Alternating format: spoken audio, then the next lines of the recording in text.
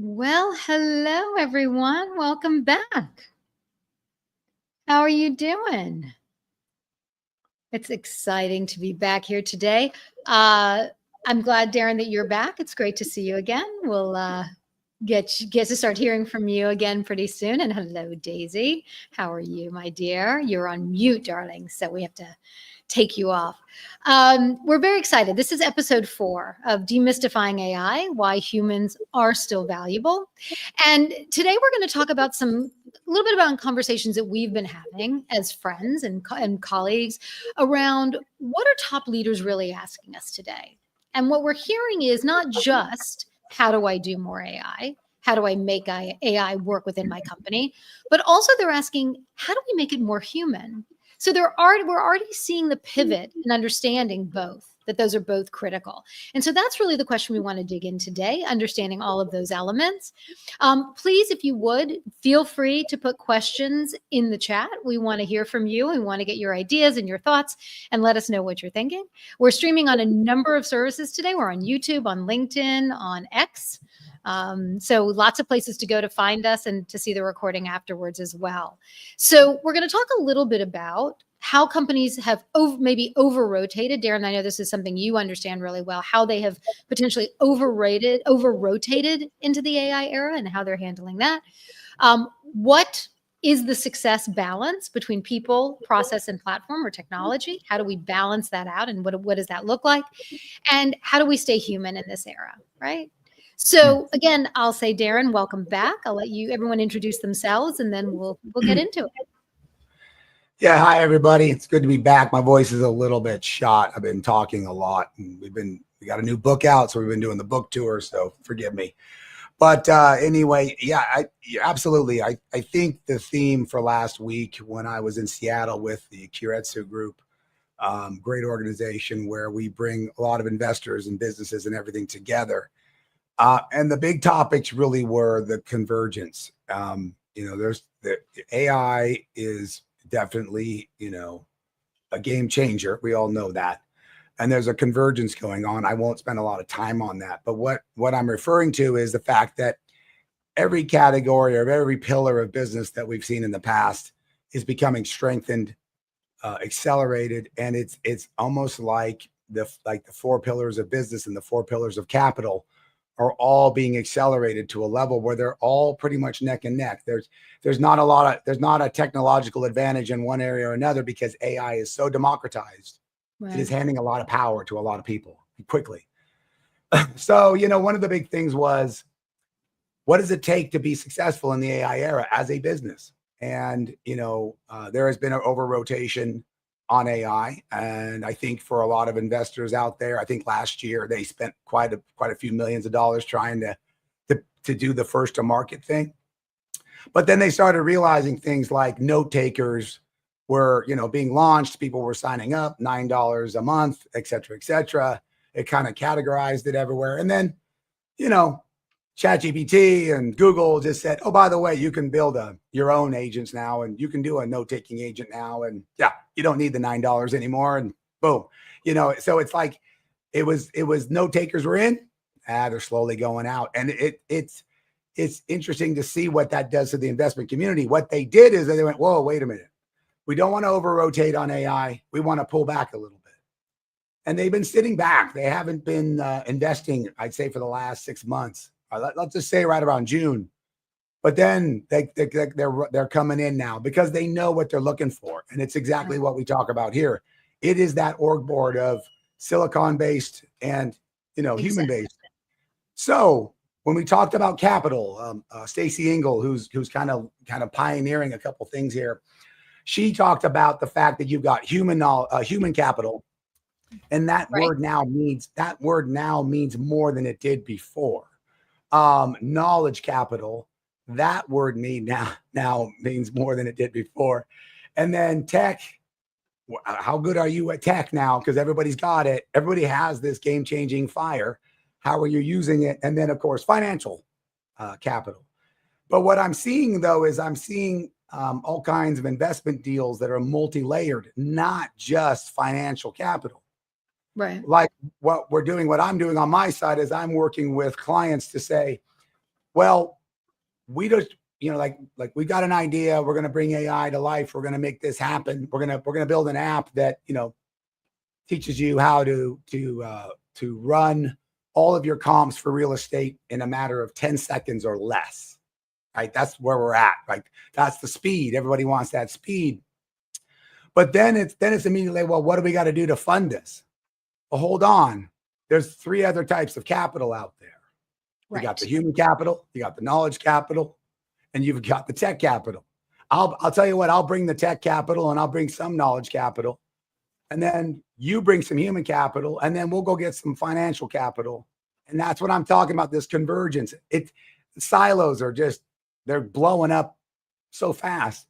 But I think the investor community has finally realized that it's blown up, but it's coming back together, and it's kind of quadrant. Now you take each division, you figure out what form of capital it needs to be fixed, and you get everything elevated up to a nice level where it's performing quite well. So those are the different types of capital that are out there that AI is enabling, that we couldn't take advantage of it as well as we can now. So well, it sounds like to some extent it's now more accessible both to the user and to the organization, right? It's democratizing AI in a way that isn't just this kind of behemoth organization that owns it and controls it. I'm curious for everyone who's on the live, how many, if you would let us know, how many of you are using AI today? Which platforms are you using? Just put in the chat. And are you paying for those, or are you using free versions? We've talked about this before,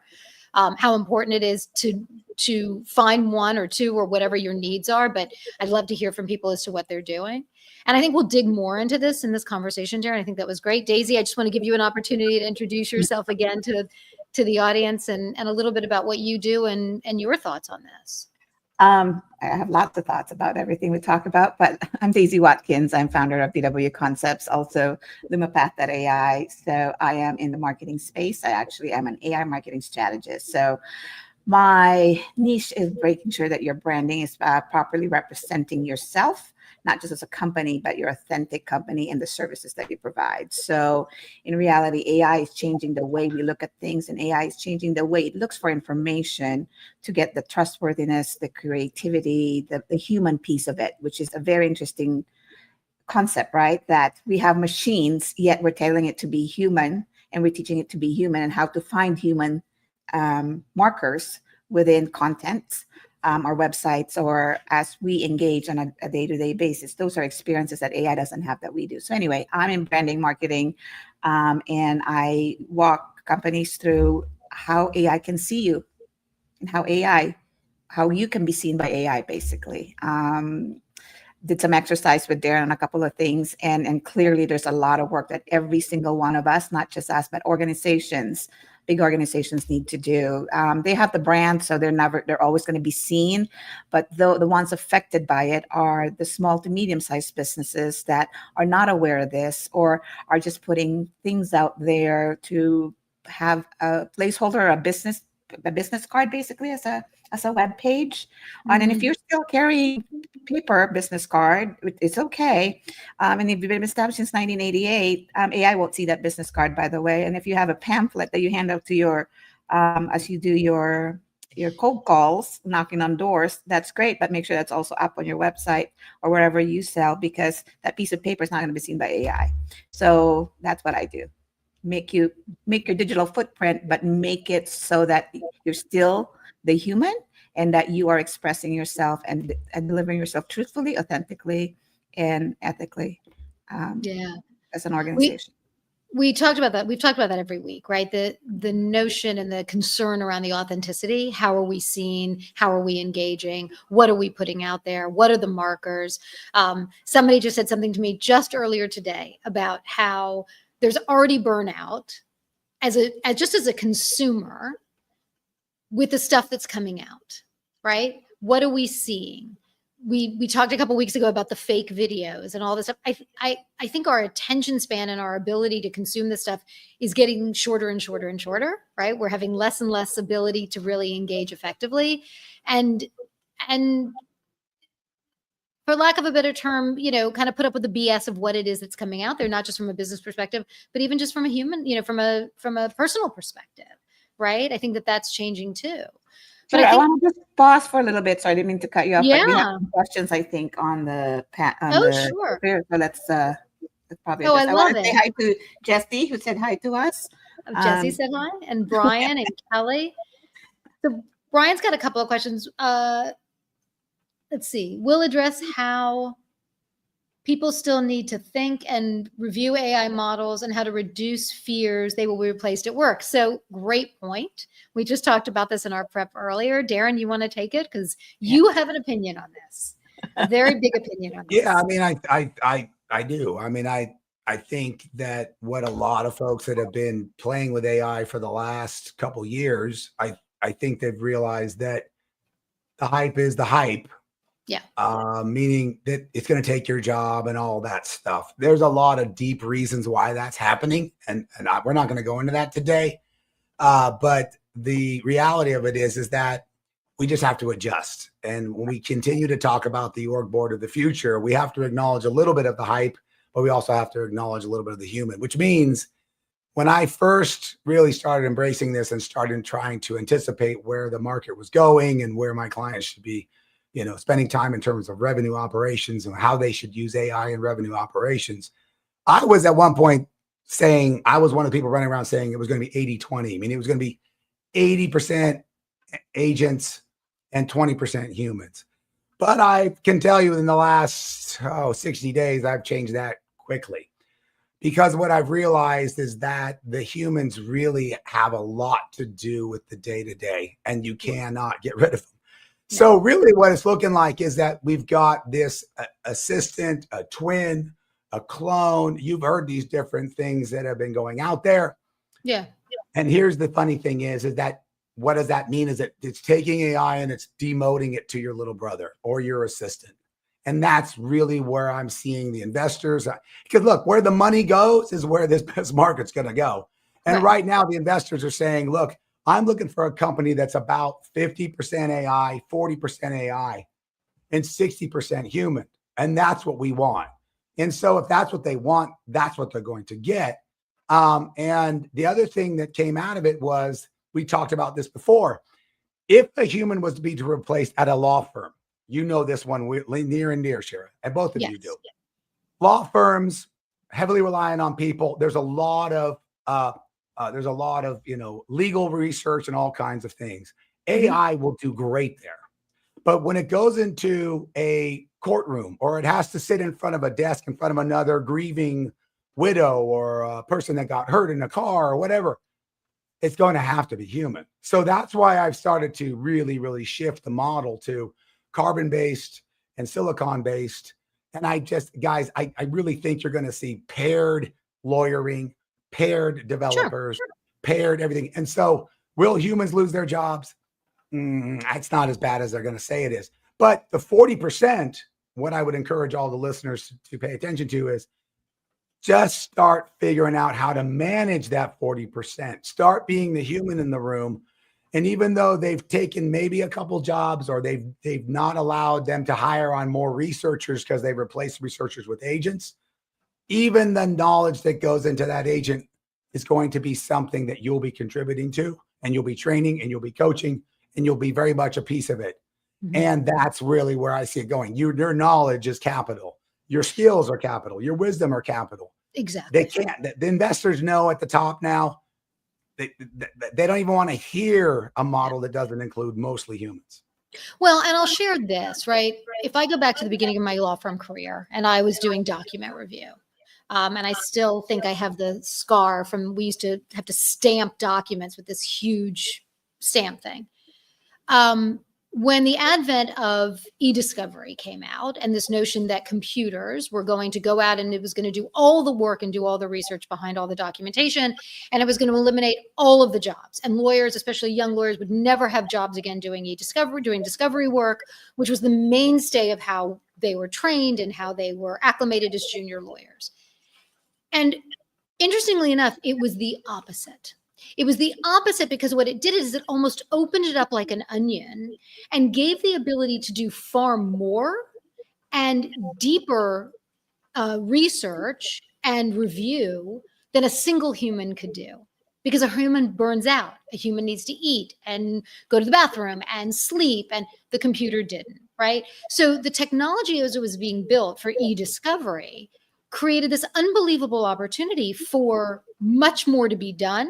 It created bigger cases. It created more complex litigation. It created more data. And as you all know, we're creating data. I don't even know what the rate is at this point that we're creating data, right? So in a way, it's not about losing the jobs. It's pivoting. It's doing it a little bit differently. Right, Darren, you know manufacturing better than both of us, right? When people used to put things together with their hands, they could only make so much. When machines came in to do it, it created more, and it continues to create more. We haven't gone down in what we create. So I think that notion of, oh my God, it's all going away. Companies are humans making or creating things for humans. Otherwise, what's the point? We're not making things for computers or for AI agents. I think we have to get more creative and be smarter. That's all. I think, to sum it up, I don't think the human jobs are going away. They're just going to change a little bit. It's a pivot. Right. I think it's so interesting. So I want to kind of pivot for just a moment to the credibility issue, Daisy, because this is where, you really come in, and this understanding, and we talked about just a moment ago, is in this era, right, where we're creating more opportunity, we are looking at ways of engaging differently. What is it about that credibility that we have to consider? Because I'll tell you guys a funny story, just briefly. I was on the phone yesterday with somebody, new person, just getting to know her. And I was saying, oh, where do you work, et cetera. And she is at this new tech company. And prior to that, she said, I was at Dun & Bradstreet. And I said, oh my God, my aunt worked at Dun & Bradstreet. Well, that was like 40 years ago, right? She's like, oh, who is she? I go, believe me, you don't know her. But we started talking about it. And there was a time when a business, I remember this when I was a little girl, if your business wasn't listed on the Dun & Bradstreet, you had no credibility, right? That was the marker. Well, that doesn't, yes, that company still exists, but it's not a one and done anymore, right? There's so many other ways that we need to be able to say, who are we? How are we valued? And Daisy, this is something certainly that you are familiar with. Thanks, Shera. Human element of credibility is basically what I'm going to try and explain. So with my experience in building, working with healthcare companies, organizations, what has taught me is the fundamental truth that credibility is not just a marketing buzzword. It is actually a foundation of a business. Okay. Even if it's in healthcare or professional services, trust is everything. You buy because you trust what the person say. You have a connection with somebody because you trust that feeling that you have. So it's an emotion. Trust is an emotion, right? So credibility is about trusting somebody. Patients and clients are not just looking for a service. They want looking for somebody with authority as well that they can trust, right? And then you use the trust factor if you have authority. That trust is built on human qualities, I guess is the point. So in the AI world and how AI looks for you and your business, Google came up with this, what they call EAT, all right, which means experience, expertise, authoritativeness, and trustworthiness. If you listen to those words, they're all about being human. Makes sense, right? So experience is the mistakes that you've made, the lessons you've learned. My background includes working with MSP programs for major healthcare systems, managing $1 million portfolios. This isn't just a theory, it's a hands-on experience. That's what I bring as my experience, right? The things that evolve in that business and the things that we solve within the hospitals to bring in the staff, or my own hard-won experience that I can express and be as my expertise, number one, and that I have authority over it, and people will trust because I've done it and I've lived it. So just for that example, expertise also covers that, which means your specialized knowledge that you hold. right? Mhm. Our brain has a lot of information. Our experiences gives us all that expertise. So we have to dig deep to let that out and brag about it. Basically, is what I'm going to say out loud. Is brag about how you started, where you what you've accomplished, and where you are now, and what can you offer the humans as a solution, whether it's your business or your service. That's expertise. Authoritativeness means it's the position of respect you hold in your field, right? Is this a direct result of your proven track record and anything you have proprietary that's or methodologies you have, or do you have a book that has a concept about how to persuade in this tech age, right? So that's where Darren comes to play with his authoritativeness in the sales in the tech world. Your authoritativeness in the HR world, and how you get leaders to kind of see the big picture and get on it, right? And then how do they trust you is a trustworthiness. So now that's the T in the EEAT. You can AI, it's there in AI. This is not a secret. You can look this up and it will come up. So I'm not going anywhere.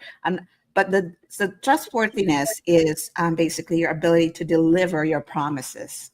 This is where your case studies become really valuable. This is where this is your truth. This is the solutions you've created.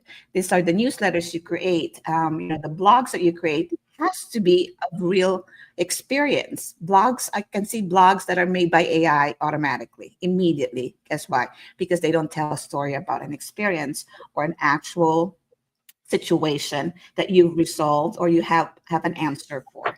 Humans are looking for that in AI. Whether we know it or not, AI, that's what AI is looking for. So the ability to be able to be, that's your trustworthiness is basically a measurable metric. We have zero refunds on anything, basically, sorry, not refunds, but we have zero credibility unless they trust us. And having this experience is what's going to make us trust them. That's what's going to make them trust us. Sorry. It makes sense. So Darren, we call you, for the audience out there, we'll say we call you the signature, right? That's who you are, right? Would you agree? That's your expertise. Yeah. I mean, I was given that name. I'm the guy that gets this.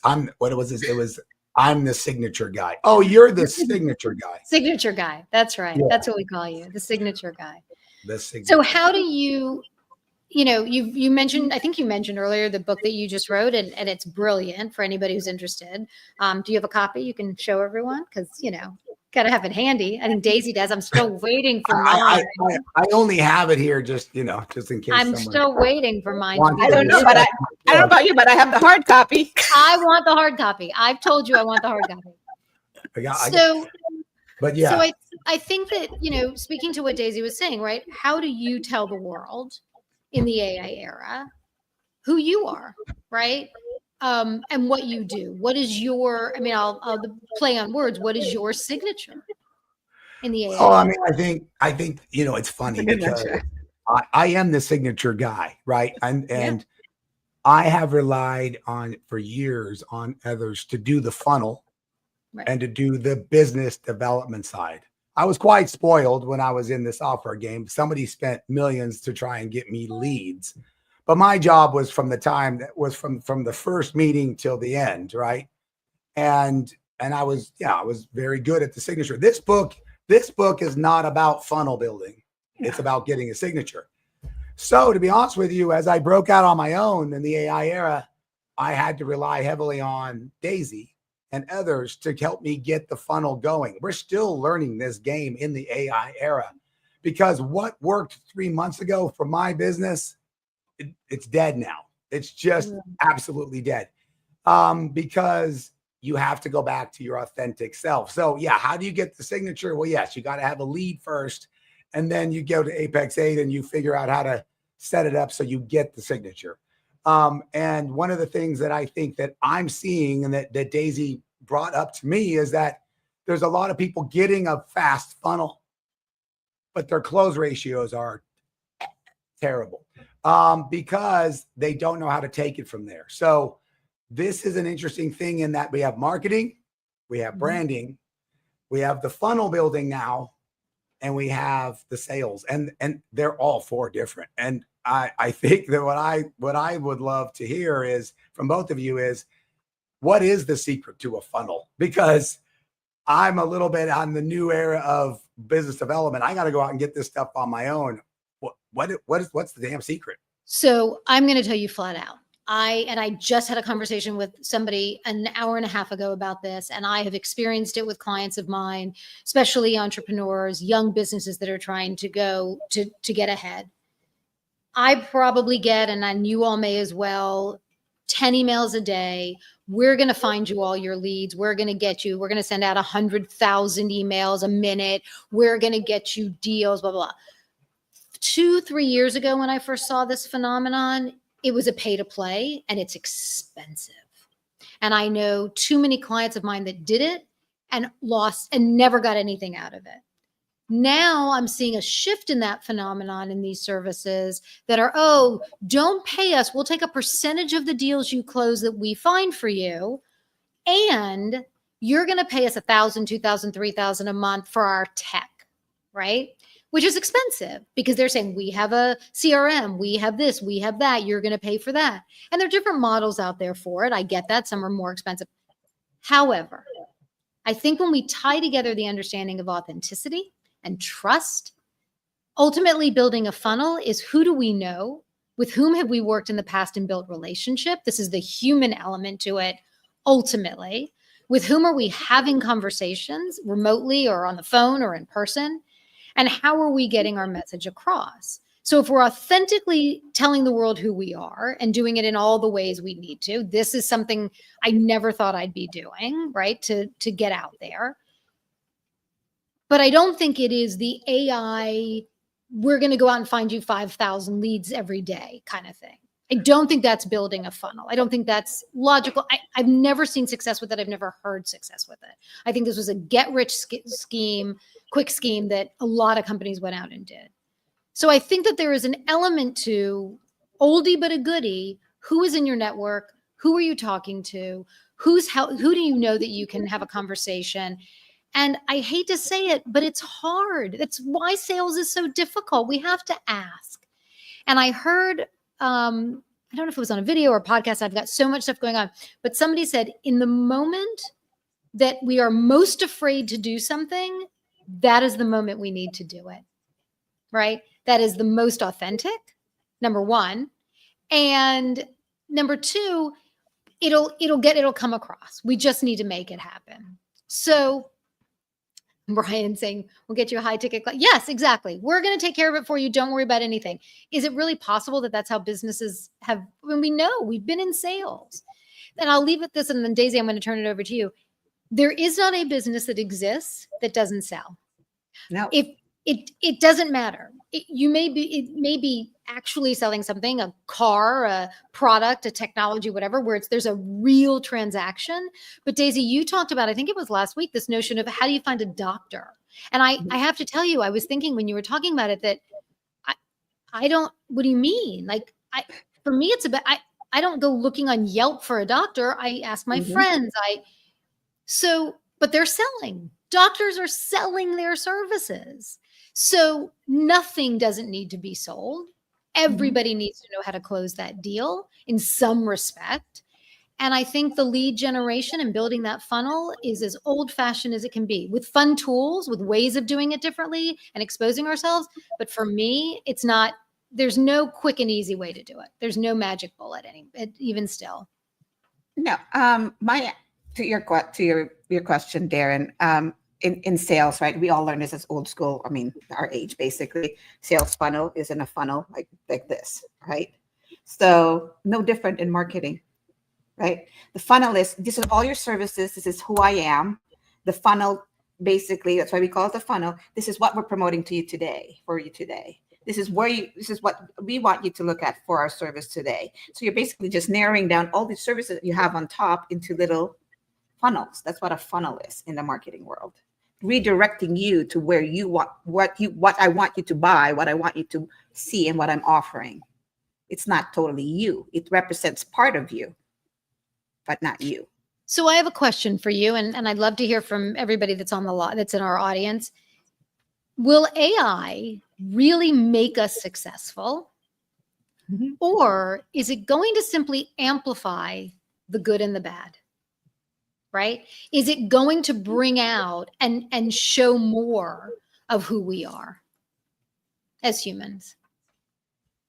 You want me What to do take you that guys first, think? Darren, or you want to take that first? I want to hear from both of you. Yeah, I mean, I do think it brings up a lot more out of us. I really do. And it goes back to, conscious competence, right? All the podcasts on the book tour have picked up on the conscious competence. Now, the funny thing is that's just the first chapter, and I'm just trying to teach somebody an old school thing, Brian. I'm just because the learning ladder has been around a long time. That's not a Darren Fields.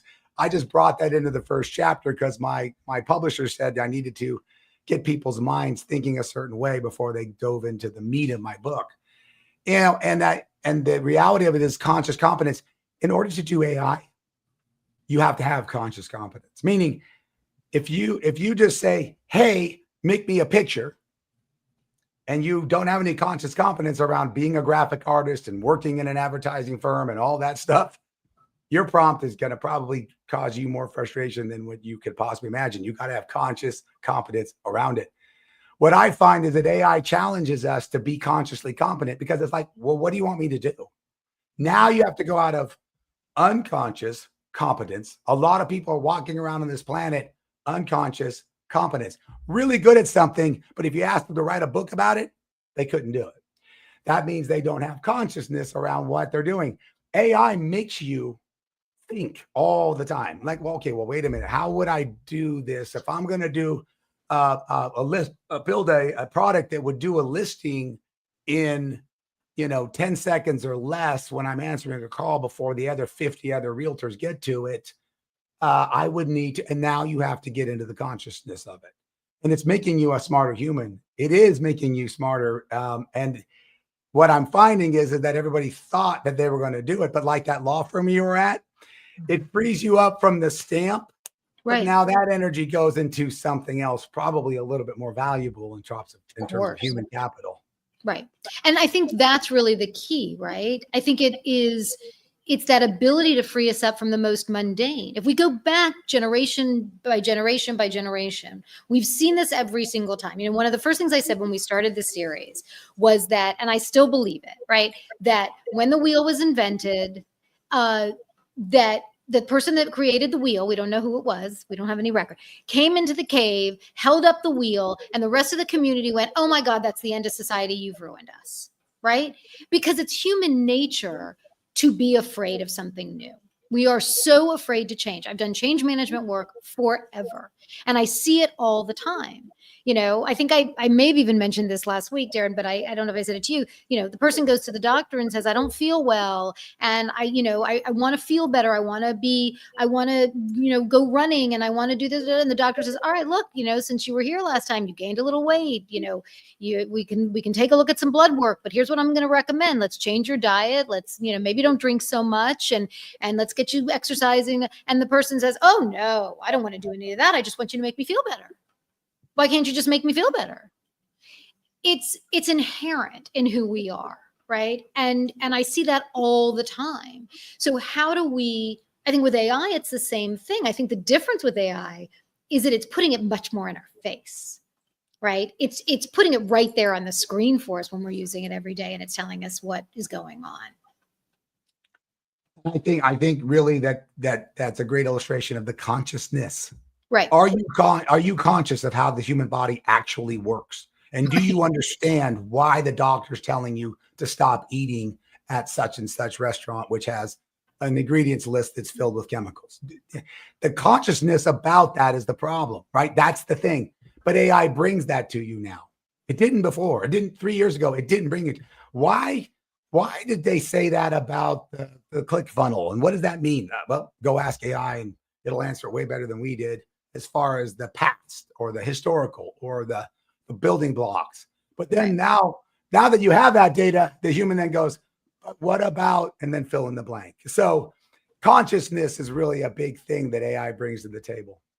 I would say, Daisy, and I want to turn it over to you as soon as I just say this one thing. Sure, of course. I also think for those who innately have it, which this is my thing, right? Somebody coined me. You're the signature guy. I'm the why detective. That's who I am, right? And I am inherently, some would say nosy. I'll say curious, but it is innately who I am. So what it does for me, what energizes me in the moment is, wow, that gave me something new to think about. Let me dig into that, right? It's opening up things that I wouldn't have necessarily thought about or considered, like today when it to your point, wouldn't make the stupid thing that I wanted it to make. And I was going crazy, right? I had to think of another way to do something, and I had to pivot and do something else, right? It definitely made a difference. Daisy, what were you going to say? Conscious competence, kind of applying to what Darren said. One of the exercises that I first did with Darren was when he was saying, I'm having a book. I'm going to launch a platform as well. Like, what do we do? The first thing I did was I asked, I think it was a 2-3 hour conversation, but that's the way I do the branding. I do not brand to just change aesthetics of your website. I do not brand to just give you nice colors and nice words and make you look fancy. But the exercise in there, and if you can speak to just a couple of the 2 things, maybe 2 or 3 things that you learned from that exercise, the questions that I've asked kind of take you to a journey to discover who you are. There's a psychological piece to it, is that learning who you are so you can accept and authentically be who you are and represent yourself when you in this AI era, and be of use to humanity or be of service to humanity kind of thing, and be really truthful to your messaging and what you're offering. So, I go through this questionnaire and people freak out. How long is it going to take? We're going to cut into 2 sections, but obviously Darren and I can go on forever with conversations, but typically I would go into conversations with the client and break it down. So not that it just does go back. It's more than just what colors do you like? You know what I mean? What made you start this business? What were you passionate about that you entered this business? What changed over the years that you're now in this world, right? Like, you're going to give me basically your resume, but how you got there and the experiences that you had and what got you excited there, right? And then all of a sudden they start talking and talking, and all of a sudden they realize, oh, that's really who I am. That's my core. So that's a discovery. Whether they buy my service or not, is a discovery from themselves that I'm more than happy to extend that as a human being. That glad you can find yourself, even though you don't use my service, because they don't see past that. But the next question is, how do you communicate that to the world, and how do you articulate that through marketing? That's where I come in. There's little nuances of how marketing can help you, but also speak your voice. I'm not going to speak for you. You have to tell me who you are in order for me to represent you. And that's what some of the marketing people are lacking right now. We'll give you some flashy stuff. We'll put in the buzzwords. We'll put in the keywords on what your service is. But if you look at the actual message of their marketing, even if it's just a 5-second ad, right? Even if it's 10 seconds, did it hit something for you as a human being, or was it just an ad that, if, again, I'm going to say this every time, if you slap another name in there and it looks the same, you're not making a difference. So, Darren, sorry, I'm going to pass it on to you. I want to make sure that I am articulating myself and that you actually got something from that experience. So thank you. Yeah, no, I mean, it was really cool. I remember it. And it's funny because in my book, it says the new game of discovery. And when we do a discovery, it's not the way that it was before. And I now do the same thing. Basically, it's a conscious competence exercise. That's what this is. And I'm teaching people a very heady topic, which is AI in business. And we're talking about millions of dollars, period. Even if you're a small to medium-sized business, I have people saying things to me like, hey, Darren, I need your help because making revenue in the AI era is different. So there's a new way to sell. So what is it? There's a new way to make revenue. What is it? But I have to get them, as I practice what I preach, like I just said in the last segment, you got to have consciousness around it. And I just did one of these yesterday, Daisy, with a new client who has a startup. And he's got something cool. I can't talk about it right now, but he's got something cool. But the difference is that it's just a service. But he thought it was a product. And so by doing the upfront, I don't even like saying onboarding, Daisy, but the conscious competence exercise, where I was asking them, well, who would buy this? Why would they buy this? if you had $1 million, how would you run the business? The same things that you were kind of asking me, but more on the branding side. And, you know, when you were asking me about branding and my authentic self, I had forgotten about a lot of stuff that I've done. Now, my knowledge capital, what you did through that process, you and your AI tools, is you raised my knowledge capital 300, 400%, right? I remembered about the time that I took CenturyTel and CenturyTel turned into CenturyLink. You know, I showed them how to beat the cable companies in 2004 or whatever it was. I forgot all about that. And by going through your process, my brand started to come together. And with my client, by going through the conscious competence of, well, how do you do this? And what are you good at? What are you not good at? I can do it myself. Oh, can you? Well, you got to have conscious competence to do it yourself. So what are you going to do yourself? Oh, good point. Oh, and by the way, AI is a massive DIY tool, but if you can't tell it how to do it itself, it won't know how to do it itself. And if it does it, I think Brian talked about his son not getting a good grade. Well, you got to do it yourself with your AI. And so having conscious competence about how AI works, having conscious competence about how business works, having conscious competence about how money works, you now have a tool that'll accelerate your conscious competence, but it won't replace it. So you've said from the very beginning, it'll change everything and fix nothing, right? I keep coming to that all the time. The answer, Brian, is absolutely. I'm going to answer for Daisy. You do work with solopreneurs for sure, because you work with us and we are solopreneurs. We'll make sure you guys have contact information for sure. And you can get us on LinkedIn and all the places. And we welcome everybody. I think what this is speaking to for me is, what are the tools in our toolbox when it comes to the AI era? What are the things that we need? And so what keeps coming back for me, I also have a service. I don't create a product, right? I come in and help companies understand, where are they losing momentum? How are they stuck around people, process, and or platform? So to make it easier to create another tool in my toolbox for them, I have an AI supported assessment, a momentum engagement assessment that they can take just to get things started, right? So Daisy, to your point, they don't want to necessarily, an executive is not going to spend 3 hours having a conversation, but take 10 minutes, answer some basic questions. It's going to give me information that I can give some immediate feedback around, what is it costing today for you to stay in the state that you're in? And then it allows me to then dig a little deeper and ask the questions as to why. Why are you doing this? What is this giving you? What AI can't do is put context and experience to that answer, right? Can't say, well, I'll use one of the examples that I had, and I may have mentioned this, so if I have, I apologize. But when I was back selling HR technology, I was having a conversation, and the head of HR of this very large regional bank said to me, does your platform do performance management? And I said, absolutely. Why do you want to do it? And we got into this big argument about what was performance management, because she had a very different vision of what that was. In our nomenclature within that company, it meant measuring performance. It was, how did you do on a scale of 1 to 5? What she was talking about was development, was training, was other things, right? And so it took a conversation in order for us to get to the heart of what she was looking for and why she wanted it. AI can't do that. AI's to that extent is going to be flat. It's going to answer a question and move on.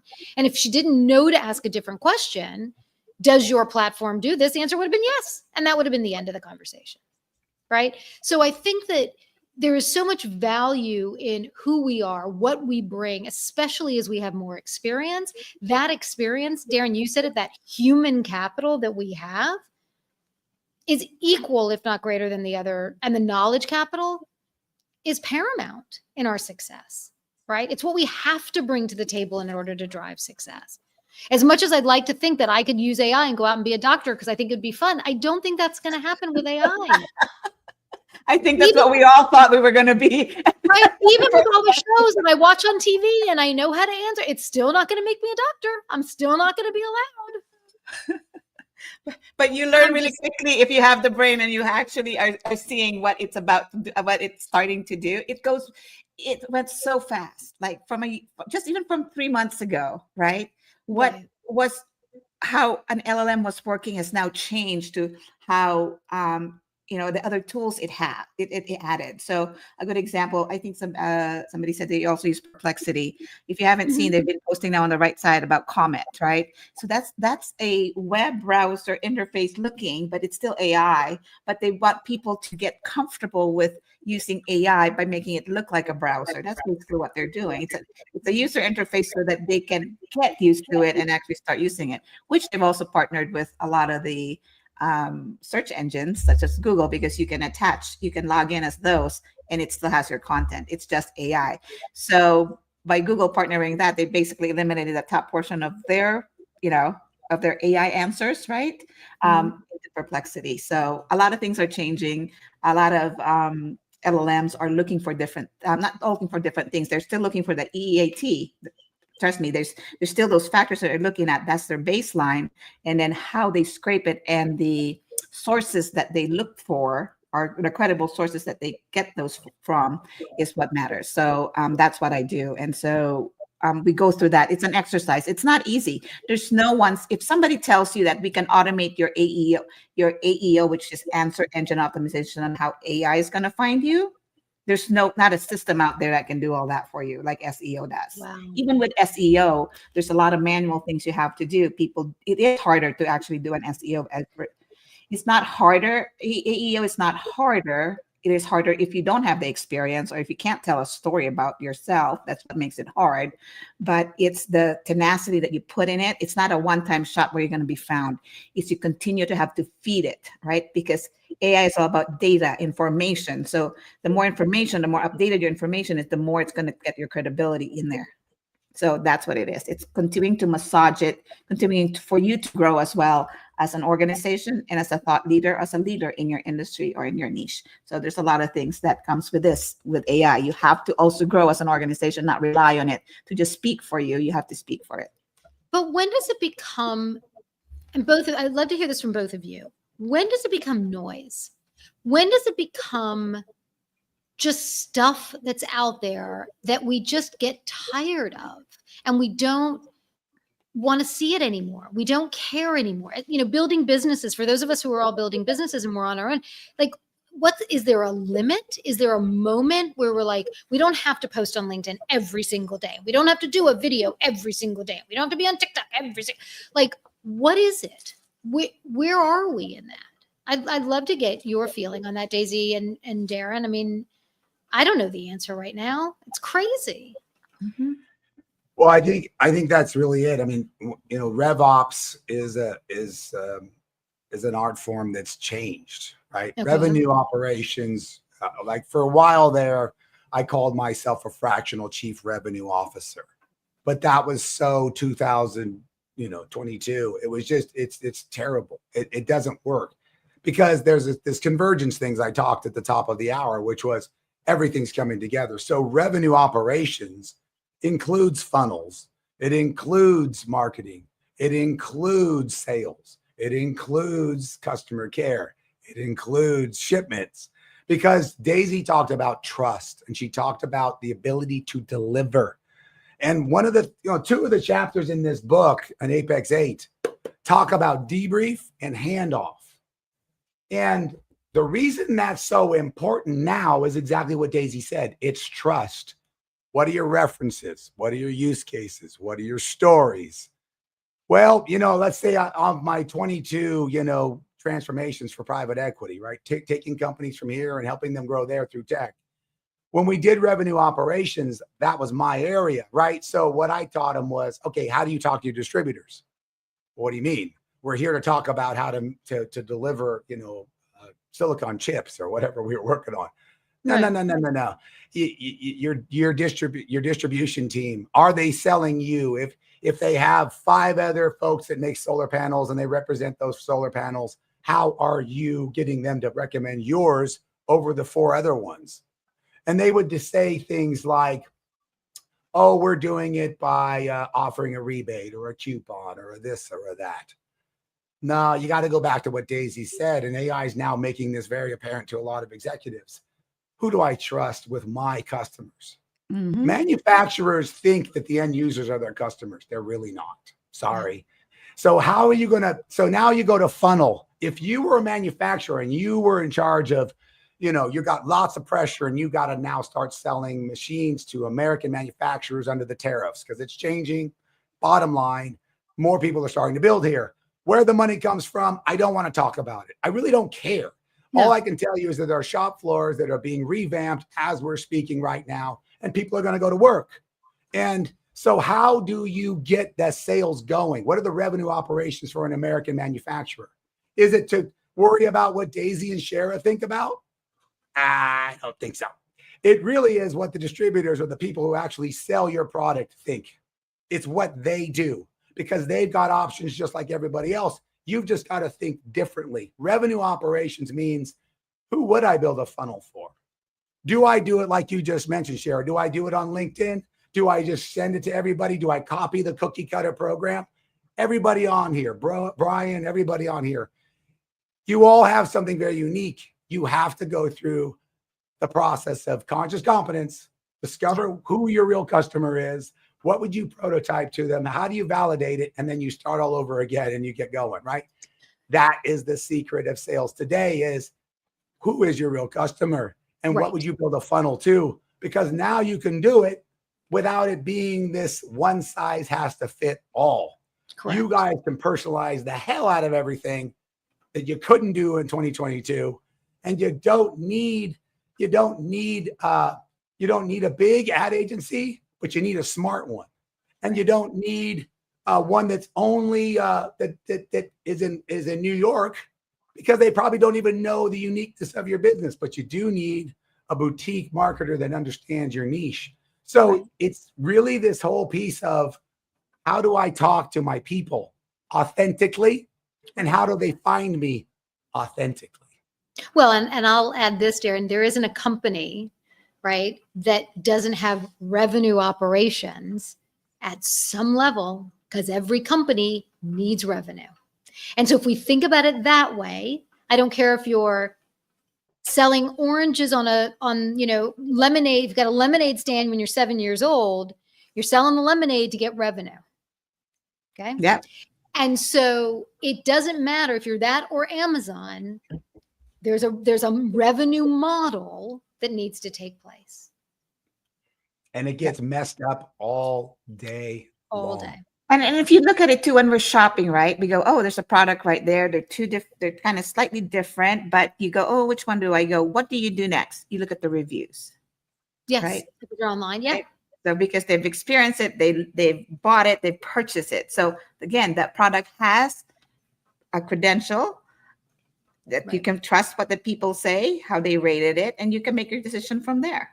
Right. So again, with everything we do, e-commerce is actually what I'm really scared about. It's like, how are they going to be found? Because they're just there, right? How are they going to sell themselves? That's a big question mark. That's a big question mark for me. Right. And those are the things that I start to think about outside of right now. I have a guide and a workbook that you can use to basically do it yourself on how you can prepare and put yourself into AI and the steps that you need to go through that. And that's what I do for the clients right now. And so it's basically here's my workbook, here's my playbook.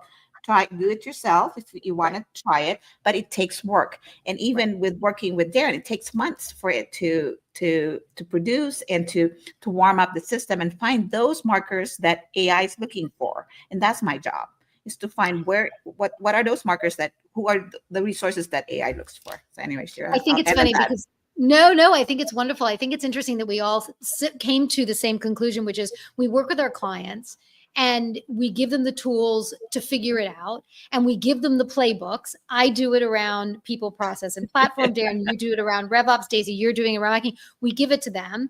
And then we say, look, we can help you. We can give you the playbooks and you can do it. And, or you can, bring us along to help you do it as well, right? We offer both of those options, which I think is an interesting thing that we all came to on our own. I think we didn't really talk about it. No. So we want to answer for Brian. He's asking, is SEO dead? I won't say it's dead. It's starting to dissipate, I guess is the word. It's never going to be dead because there's still websites out there that really need to be found just through keywords. The difference between, maybe just put a difference between the two. I think the better answer that I don't want to poo-poo SEO, because there's still companies that pay to get that service done, and people still use the web. And we have to remember, we are also, there's a whole wide world out there that is not quite advanced in technology and AI. So the world of, the web is still their life. You know what I mean? Not everybody can afford, you can get versions of ChatGPT, but also think about the entire world. They don't have access to computers or even a phone, right? So And Daisy, if I can just interrupt you for Sure. 1 second, Darren, it's making me laugh. I don't know if you remember this when we were working with the UN, and one of the criteria that do you remember this? And one of the criteria they told us, because it's all over the world, right? They're in remote villages all over the world. And so they said, basically, they've got a guy sitting on a bike pedaling to get the internet going because there's no access to it. I mean, that was what we were dealing with around how do they get information when there's no electricity, no data line, no nothing, right? And it was this whole idea around offline. And we kind of chuckled about it a little bit. But to your point, Daisy, that we make these assumptions that all of us are sitting on Zoom, on our MacBooks, in our 7G or wherever we are. I don't know where we are today. It's just not the world. No, it's not. I don't know. And so right now we're talking to the people in the United States, basically, right? So this is who we're addressing. And if you're from if you're from another country, whatever, welcome. I'm glad you're joining us. But the point is, SEO, I'm not going to say it's dead. It's just not going to be highly used as much as others. And the reason, one reason why I'm not going to use SEO is I have to pay to be seen in the front page. Now, if you're specifically looking just for a website because you already have the website, by all means, Google, Bing, whatever search engine you use is very powerful still. I still use it to do keyword searches. And I think that what I want to explain, so just the difference of the two, I know we're running out of time. So SEO is keyword search based, whereas AEO is you speak to it, you ask all the questions that you want to get answered. To your point, Shera, how do I look for a good doctor? You ask all those questions of what your criteria is for a doctor, and that's how AEO will find it. That's my point. Thank you. I want to close. We've got 3 minutes left today. Lots more to talk about. Just a couple of things to wrap up. Number one, we really want to hear from you. Send us a link on LinkedIn. Connect with us on LinkedIn or any of our platforms. I'm also on Instagram and YouTube. Daisy, Darren, where can people find you? Daisy. Oh, same. I'm on LinkedIn. DW Concepts, Daisy Watkins. You can look me up. I'm real easy. You can find me at Darren, DarrenFields.com. But remember, that's Darren with 1 R. So DarrenFields.com, pretty easy to remember. There's other companies that come off of that. But of course, Apex 8, that is a great way to get to know me as well, because it's a book. There's an advisory firm. There's a bunch of things behind it. So apex8book.com. But just come find me at darrenfields.com. And I think, the one thing that we didn't get a lot into is the isolation and connection topic. We'll say that for next time. But kind of as a teaser, look, there's things that need to be out to the world, and there's things that don't. And isolation and connection, just like SEO and AEO, there are times when I do use SEO on a particular keyword. I want to know about that keyword. And there's times when I ask AI to find a keyword. So it's going to go back and forth. But the interesting thing about that is isolation versus connection. Obviously, in a search engine, I can get an instant connection. In AI, I'm kind of isolated in my thoughts. So, we'll play with that a little bit more as we come back. I think that'd be an amazing thing to talk about next week, just in general, right? As we continue to learn to understand how to do this, how can we be successful? How can we be better at all of this? And how can we do it? I want to just, at the end, after I end the live stream, there'll be our contact information up on the screen. So you can also reach out to us there. We'd love to hear from you, connect with us, follow us. And I'm going to open this up. If anybody wants to be on our panel, wants to join our conversation on screen, we'd love to have you. Send me just some information as to what you want to talk about, and we'll have you join us and be involved. I want to thank you both again. It's such a pleasure to have these conversations. I continue to learn every single time we talk. And I just love it. And I love you guys. So it's really a fun time to be together again. And thank you everyone for joining us, and we'll see you next week. Have a great day. Thank you for joining.